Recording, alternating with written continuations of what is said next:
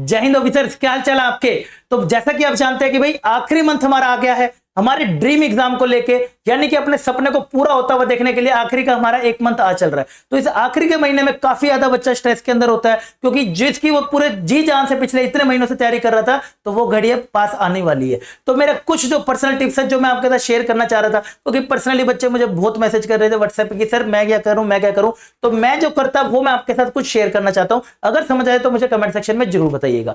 देखिए, अगर मैं आपकी जगह पे होता तो सबसे पहले मैं क्या करता, more time on finish syllabus, यानी कि मैं ऑलरेडी हम जानते हैं हम परिणाम बैच में हम 3 महीने से लगातार डेडिकेशन से रेगुलरली क्लास कर रहे हैं और बेस्ट से बेस्ट कंटेंट पूरे यूट्यूब पे हम उसके ऊपर कर रहे हैं। अगर आपने वो सारा का सारा पूरा कर लिया है कि ये सारे आपने पूरे करे हैं मेरे साथ रह के, तो अब आपको करने का टाइम आ गया है जो उस पुराना सिलेबस है उस पर ज्यादा टाइम दीजिए, उसके रिवीजन करिए, उसके पीवाईक्यू करिए, उसके नए क्वेश्चन करिए, उसके मॉक टेस्ट करिए, जो भी मैं आपको टेलीग्राम पे प्रोवाइड करता जा रहा हूं वो ट्राई करिएगा।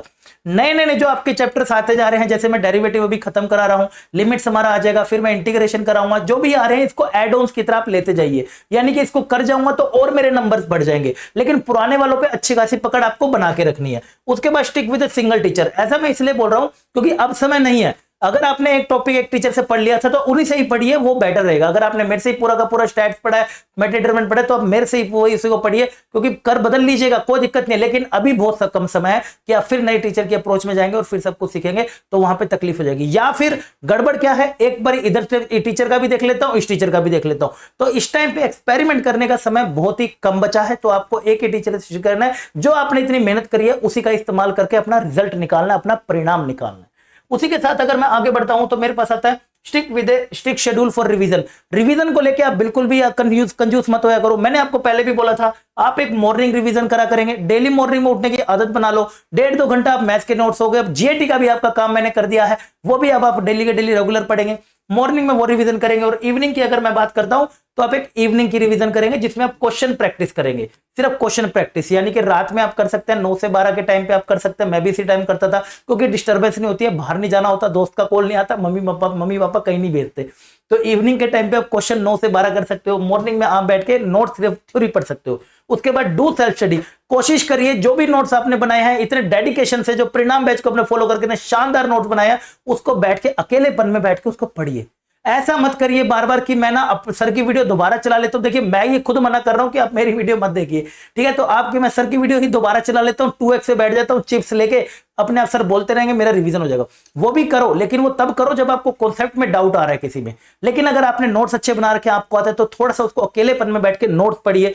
जितना आप अकेलेपन में बैठ के उसे पढ़ेंगे, जितना उतनी चीजें आपके दिमाग में जाएंगी। ये मैं करता था, इसलिए मैं आपको आपके साथ शेयर करना चाहता हूं, क्योंकि आप समझते ही हो, राइट। उसके बाद ओनली 2-3 मॉक्स आपको देने हैं वीक में। अब ये मत करो, काफी बच्चे मैं देख रहा हूं एक ही वीक में 7-7 मॉक लगा दे रहे हैं। ये बहुत गलत चीज होती है। आपका कॉन्फिडेंस फिर इसमें डाउन भी हो सकता है। आपका कॉन्फिडेंस फिर ज्यादा से ज्यादा आपको भाई कुछ अलग सा भी लग सकता है कि सर मेरी तैयारी नहीं हो रही है, मुझे पता नहीं चल रहा, मेरे पता नहीं चल रहा। आप अपनी रिवीजन पे ज्यादा फोकस करके चलेंगे, बहुत ज्यादा फोकस, नए वाले टॉपिक को एड ऑन करेंगे। 2 से 3 मॉक ये भी मैं आपको टेलीग्राम पे रेगुलरली प्रोवाइड कर रहा हूं। जाओगे तो यहां पर आपको मिल जाएगा, सब कुछ मिल जाएगा आपको यहां पर जाओगे तो, राइट। हर डिफेंस एस्पिरेंट के लिए सबसे बेस्ट टेलीग्राम चैनल है, बोला जाके अब मैं आपको ग्रुप दे दूंगा, वो ज्वाइन कर लीजिएगा।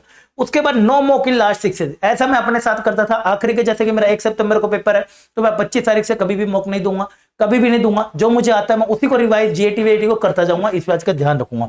उसके बाद मैं आगे बढ़ता हूं, गिव टाइम टू एनडीए। कुछ बच्चे अभी स्कूल के अंदर बिजी है, देखिए कोशिश करिए अगर आपको पेपर छुट्टी मिल सके तो अच्छी बात है। टाइम दो थोड़ा सा एनडीए को, क्योंकि जैसा पैटर्न अब आ रहा है अब आपको उसको समय देना पड़ेगा। रैंडमली जाके उठ के चलेगा, आपका पेपर नहीं निकलेगा। आप थोड़ा सा छुट्टी लीजिए या फिर थोड़ा सा टाइम निकालिए। दिन में आपको 8 से 9 घंटे तो एनडीए को एग्जाम को देने पड़ेंगे, तब आपका काम बनेगा। उसके बाद आता है भाई सबसे इंपॉर्टेंट, जान लगा दो या फिर जाने दो, जैसा मैं हमेशा कहता हूं। तो ये मेरी पर्सनल टिप्स है जो मैं खुद अपने ऊपर इंप्लीमेंट करता था आखिर के महीने में, क्योंकि ये बहुत महीना हेक्टिक होता है और यही महीना डिसाइड करता है कि आपका परिणाम आएगा या फिर आपका परिणाम नहीं आएगा, राइट। आई होप आपको अच्छे समझ आ गया तो मुझे कमेंट सेक्शन में जरूर बताइएगा। बाकी मिलता है मैं आपको परिणाम में जबरदस्त क्लास के साथ 8 बजे। तब तक के लिए अपना ध्यान रखिएगा। Bye bye, take care.